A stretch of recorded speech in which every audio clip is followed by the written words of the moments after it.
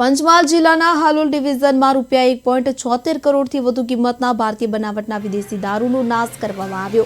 હાલોલ તાલુકાના જાંબુડી ખાતે આ કાર્યવાહી હાથ ધરવામાં આવી હતી, જેમાં 164 પ્રોહિબિશન ગુનાઓમાં જપ્ત કરાયેલા દારૂના જથ્થા પર રોલર અને જેસીબી ફેરવી નાશ કરાયો। નાશ કરાયેલા દારૂના જથ્થામાં કુલ 1,22,073 બોટલોનો સમાવેશ થાય છે। તેની બજાર કિંમત રૂપિયા 1,76,10,576 આંકવામાં આવી હતી। આ કાર્યવાહી હાલોલના ડીવાયએસપી પ્રાંત અધિકારી અને નશાબંધી અધિકારીની ઉપસ્થિતિમાં થઈ હતી। તો હાલોલ ડિવિઝનના 6 પોલીસ સ્ટેશનના પોલીસ ઇન્સ્પેક્ટર, નશાબંધી વિભાગના ઇન્સ્પેક્ટર અને 25 પોલીસ કર્મચારીઓ પણ આ પ્રક્રિયા દરમિયાન હાજર રહ્યા હતા। દારૂનો જથ્થો હાલોલ ડિવિઝન હેઠળના 6 પોલીસ મથકોમાં ગત વર્ષ દરમિયાન નોંધાયેલા 164 પ્રોહિબિશનના ગુનાઓમાં જપ્ત કરાયો હતો। સૌથી વધુ 53,024 બોટલો હાલોલ રૂરલ પોલીસ મથકની હદમાંથી પકડાઈ, જ્યારે સૌથી ઓછો 1270 બોટલો જથ્થો હાલોલ ટાઉન પોલીસ મથકનો હતો।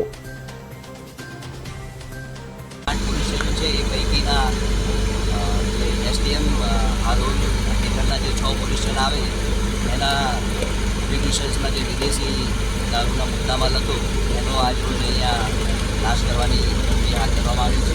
તમામ પોલીસ સ્ટેશન આપી અને એસડીએફની અહીંયા ઉપસ્થિત તેમજ નશાબંધી અધિકારીની ઉપસ્થિતિમાં આ કુલ 164 જે કેસ હતા એમાં 1,76,10,588 રૂપિયાનો મુદ્દામાલ નાશ કરવામાં આવ્યો છે।